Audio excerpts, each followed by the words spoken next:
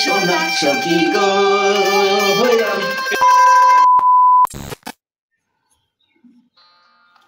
Hello বন্ধুরা, welcome back to my channel. তো তোমরা সবাই কেমন আছো? আশা করি সকলে খুব ভালো আছো আর সুস্থ আছো। আর তোমাদের সুস্থতা কামনা করে আমি একটু ছোট্ট একটি ভিডিও নিয়ে আসলাম। তো তোমরা ভিডিওটা দেখতে থাকো। তো আজকে আমি করলা সবজি রান্না করব। তো এই যে এটা হচ্ছে করলা, এগুলো করলা সবজি রান্না করব আলু বেগুন দিয়ে। তো দেখো সবজিটা কেমন হয়, আমি রান্না করব, রান্না করে ভিডিওটা তোমাদের শেয়ার করব। তো প্রথমে আমি এই করলাগুলোকে এইভাবে একটু টুকরো টুকরো করে কেটে নিলাম সুন্দর করে। তো এগুলা কাটার পরে আমি এটাকে না লবণ দিয়ে একটু মেখে এই ঘন্টাখানিক রেখে দিব। তো ঘন্টাখানিক রাখলে কি হবে, করলাগুলো একটু সফট হয়ে যাবে, নরম নরম হবে, মানে স্মুথ হবে, আর তেতোটা বের হয়ে যাবে। তো তারপরে সেগুলোকে ভালো করে ধুয়ে ভাজতে হবে তেলের মধ্যে ভেজে তারপরে এগুলোকে আমি সবজি বানাবো। তো তোমরা ভিডিওটি দেখতে থাকো, স্কিপ করো না কেউ। এবারে কাটা হয়ে গেছে, এবারে একটু লবণ, হালকা এক ফোঁটা জলে ছিটা দিব, কারণ লবণটা তাহলে গলবে। এভাবে মেখে এটাকে ঘন্টাখানিক রেখে দিব।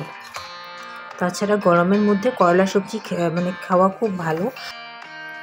দেখো আমি প্রায় 1 ঘন্টা পর আমি এই রান্নাটা করব করলাগুলো। তো কড়াইতে তেল গরম হয়ে গেছে, তারপরে আমি করলাগুলো দিব।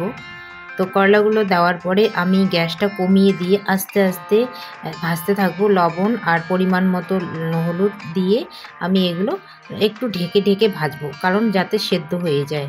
কারণ এগুলো তো জল দিয়ে সেদ্ধ করা যাবে না, কারণ জল দিলে তেতো হয়ে যাবে। সেই জন্য করলাটাকে তেলের মধ্যেই একটু গ্যাসটা কমিয়ে দিয়ে আস্তে প্রায় সময় লেগেছে 10 থেকে 15 মিনিট, কারণ আমি জালটা কম করে দিয়েছি, সেজন্য একটু সময়টা বেশি লেগেছে।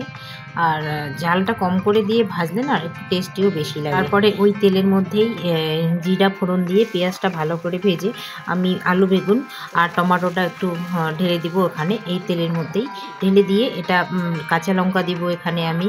তোমরা যা মশলা খেতে ভালোবাসো সেটা দিতে পারো, তোমাদের যেটা ইচ্ছা। তো আমি বেশি কিছু দেইনি, কারণ আমাকে বেশি মশলা ভালো লাগে না, সেই জন্য আমি হালকা দিয়েছি। আর একটা মাঝখানে জিনিস দেখো, আমার ছেলে রান্না করার তালিকাটা দেখো কত সুন্দর। তারপরে আমরা দুপুরে খাওয়া দাওয়া করে চলে গেলাম আমরা একটা বার্থডে পার্টিতে। তো তোমাদের আগেও বলেছি যে এখানে কারো বার্থডে পার্টি হলে খুবই ভালো লাগে। এটা হচ্ছে আমাদের বাঙালি দিদি ছিল, তার মেয়ের বার্থডে ছিল। তো আমরা সবাই বার্থডেতে গিয়েছি। তো বার্থডেতে গিয়ে খুব মজা হলো, মস্তি হলো। তো তোমরা দেখতেই পাচ্ছ যে বাচ্চারা সবাই মিলে নাচানাচি করছে। তো শুধু বাচ্চারা নয়, এখানে বড়রাও নাচানাচি করেছে, আমরাও পরে নাচানাচি করেছিলাম। তারপর এখানে আমাদের সবার খাওয়া দাওয়া হলো, নাচ গান সমস্ত কিছু হলো। হওয়ার পরে আমরা সবাই বাড়িতে আর কি, বাড়ি বলতে কোয়ার্টারে চলে যাচ্ছিলাম। তো যেতে যেতে হঠাৎ মনে হলো, কারণ সুস্মিতা বুনুরা চলে যাচ্ছে 2 দিন পর, তো সেজন্য আমরা একটু ওদের কোয়ার্টারে ঢুকেই আসলাম। তো দেখো একটু পাশে যাও।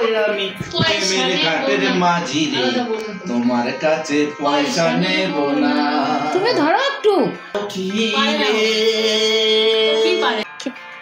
ওরে 700 কি রে পার করিতে নেব আনা, তোমার বেলা নেব সখী, তোমার কানের সোনা সখী গো। আমি প্রেমের ঘাটের মাঝি রে, তোমার কাছে পয়সা নেব না।